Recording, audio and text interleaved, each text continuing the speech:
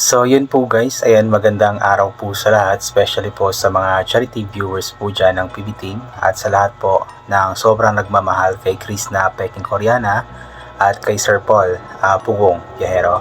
So in this video po is another topic po yung pag-uusapan po natin. Ito po ay mula sa YouTube channel ng ate ni Chris na si Inday Ugdot.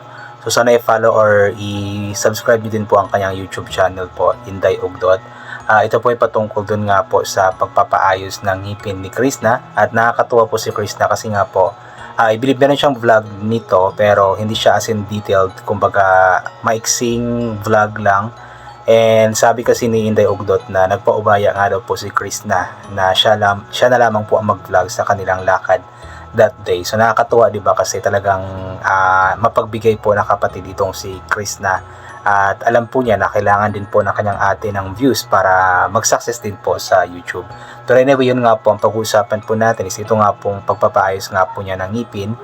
Kung saan nga po is talagang pansin po natin na mas lalo nga pong gumanda ang ngiti nga po ni Krishna dahil nga po sa pagpapaayos nga po ng kanyang ngipin. Dati pa man is maganda na naman si Krishna, kapag nagsasmile po siya maganda naman po siya.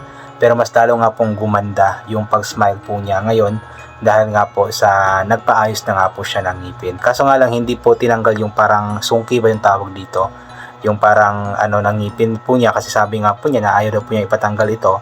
At sabi naman po ni MJ or ni Inday Ugdot na parang asset nga daw po ito ni Krishna sa kanyang sarili.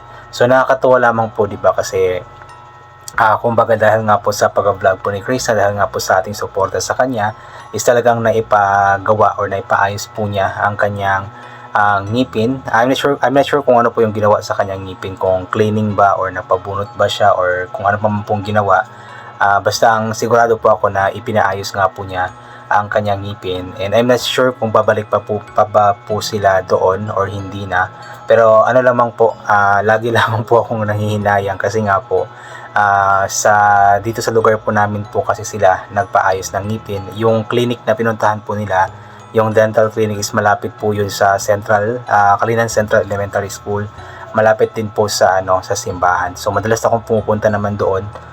Kaso nga lang hindi ko talaga matsyempuhan itong sila Krishna tsaka si MJ kapag andito po sila sa Kalinan. So baka balang araw kung luluobin ng Panginoon, baka makita ko rin po itong magkapatid po na ito na gumagalat dito sa aming lugar sa Kalinan. Pero okay lang po yun. Ang importante naman po sa akin is masaya po ako sa achievement or sa mga milestone na nakukuha po ni Krishna ngayon sa kanyang buhay, sa vlogging, sa kanyang sarili, personal something, di ba? Sa kanyang pamilya, yung tawag yan, yung nakakatulong na po siya sa kanyang pamilya. Hindi po biro yung ginagawa po niya para makatulong po sa kanyang pamilya, di ba? Nag-e-effort po siya, nag-vlog sa bukid, tapos bumabiyahe ng malayo papunta sa city para makapag-upload.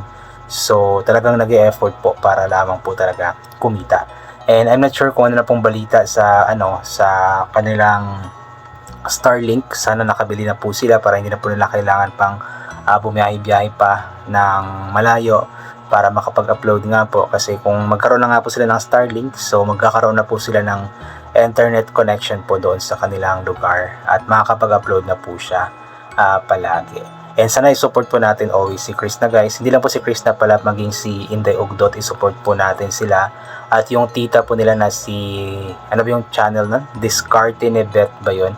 Yan, i-support po natin sila guys para makatulong din po tayo sa kanila. And of course, wag po nating kalimutang supportahan din po always si Pugong Biyahero at ang lahat ng PB Team po para makatulong din po tayo sa kanila. Higit sa lahat, wag po natin i-skip yung mga ads para may chance na mas malaki yung papasok na revenue na maaari nga po nilang maitulong sa mga taong nangangailangan. At balik po tayo, yung ngiti nga po ni Krishna is talagang ibang-iba na po sa ngiti po niya dati. Kasi kapag ngumingiti po siya dati, is usually saglit lang or tinatakpan po niya ng kanyang bibig, di ba? Kamay pala. Nagaganon po siya sometimes. Pero ngayon po is talagang ngiting-ngiti na po siya. So, yun, nakakatuwa lamang po na pangarap ni Krishna na may paayos ang kanyang ngipin is natupad na nga po dahil nga po sa kanyang pag-vlog at dahil nga po sa suporta na ibinibigay po natin sa kanya. And ito po, basahin po natin yung ilan po sa mga komento ng mga taong sobrang natuwa rin po sa magandang ngiti ni Krishna. Mula kay Jovit Espinella, ayos na ang ngiti, masaya na siya. Siyempre masaya din kami kahit papaano. Unti-unti din niya na napakaganda ang sarili niya. Ayan. Oo naman po, dahil masaya naman po si Krishna dahil nga po nakakangiti na po siya ng maayos. Dahil napaayos na po ang kanyang ngipin, so nagiging masaya na rin po tayong mga viewers na nakikita po si Krishna na masaya nga po sa pagpapaayos po ng kanyang ngipin. Magdalena de Gamo, ay salamat na ayos na ang ngipin ni Ganda Krishna, lalong gumanda kanya tapos lagyan ng brace, mas lalong maganda. Ingat kayo sa mga lakad nyo. Regarding po dun sa brace, medyo mahal po kasi yun, tapos meron pa yung monthly na adjustment po yata. Sabi nga po ni MG na hindi naman daw pwede na, or wala naman daw pong trial and error daw po sa brace kasi nga po mahal. So siguro balang araw kung magkakaroon ng medyo malaki-laking pera, spare money, extra money, so siguro baka makapagpa-brace si Krishna. Pero okay na din naman po ngayon kung ganoon po ang kanyang ngipin. Ang importante naman is yung kanyang kalooban, di ba? Napakaganda ng kalooban, maganda na sa panlabas na niya, maganda pa sa kalooban. So ayun, Nora de los Santos, ayan, wow, mas lalo gumanda yan, baby loves pretty. Krishna mahusay sa ipin niya, maayos na galing. Todo smile na yan, happy na yan. Ingat kayo palagi, MJ Hermino. God bless. Yan. O naman po, talagang kitang-kita naman po, mas lalong gumanda nga po si Krishna. Dahil nga po sa maayos na nga po ang kanyang ngipin. Yung ngiti po niya is mas lalong gumaganda na nga po. Kasi nga po, maganda na mag-smile kasi maganda na yung ngipin. Ulit-ulit naman tayo eh. Ito po, mula kay Cheryl Blanc, ayan. Wow naman, at last, naayos na ang ngipin ni Baby Loves. You have a great smile now. The more you look pretty and beautiful. Yes po, ulit ko nga po, mas lalo siyang gumanda. Dahil nga po sa maayos na po ang kanyang ngipin, mas maganda na po ang kanyang mga ngiti. Riza Lanot, continue to hard work, Krishna. Pray ko na magkaroon kayo ng nice house in your own car for your convenient. God bless you and protect you. Keep in good health, body and mind.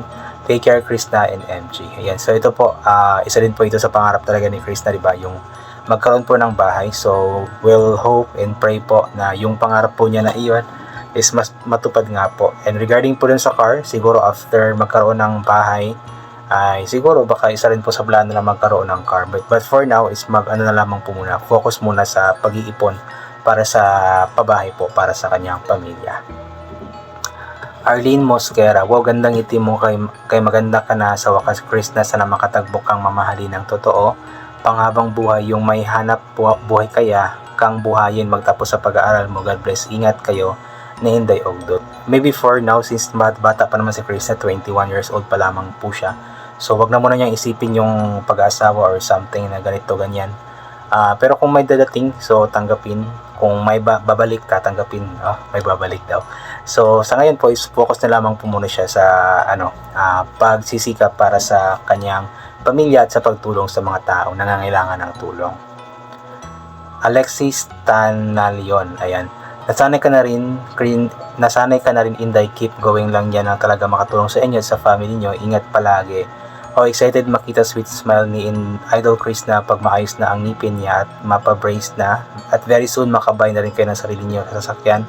God bless you both. Marami talagang mga nagko-comment about sa sasakyan nga po. So soon siguro, kung lulobin ng Panginoon siguro, baka magkaroon sila ng car. At malaking bagay din naman po yung sasakyan sa kanila. Kung sakali man, especially sa mga missions na malalayo. So mas okay po yung may sariling sasakyan. Kasi mahirap po yung lagi nagmumotor lang. Prone po sa aksidente. Renato Gilaran, ayan. Hello Inday Ugdot at Inday Krishna. Ingat kayo sa misyon, yakang-yakan ninyo yan. Tuloy lang sa pagtulong sa mga mahihirap nating kababayan dyan sa Davao. Kahit kayo lang ang Pingoper Media sa biyahe. God bless you and Inday Krishna. Ayan. Ito pong pag-charity po nila guys. Sana i-support po natin yung pagtulong po nila. Yung hindi pag-skip ng ads po. Hindi pag-skip ng ads tapos pag-share po ng mga videos. Ay malaking tulong po yun. So sana ugaliin po nating gawin po ang ganoon every time po na nanonood po tayo ng mga vlogs nga po nila Krishna at ni Inday Ogdot. Ito naman po mula kay Mercy Dita Calextro. Wow, Inday Ogdot, Ognot. Gabi sa inyo ni Inday Krishna. Sabi nga, unti-unti narating kalangitan at bituin. May kanta niyan, bagay sa inyo talaga yung awit. God bless and more power sa inyong dalawa, basta trust always in our God. Unti-unting ranting. Parang ano po yun, Bituing Walang Ningning po yata yung kantang yun. Di ko alam parang Bituing Walang Ningning by Bituin Escalante. Kung hindi ako nagkakamali yung kantang yun. Ito po mula kay Emilia Tabago. Okay lang na wala siyang vlog, mag-vlog ka naman, kasama pa kayo, ingat kayo, ang galing mo nga ate sa kanya dahil nakasuporta ka palagi sa kanya.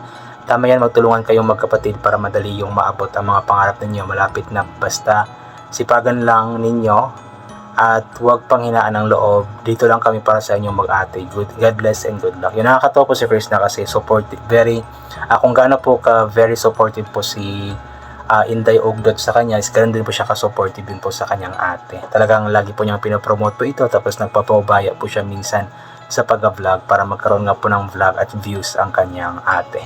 So anyway po, I think hanggang dito na lamang po muna itong gagawin ko na reaction video. So God bless po and bye for now po.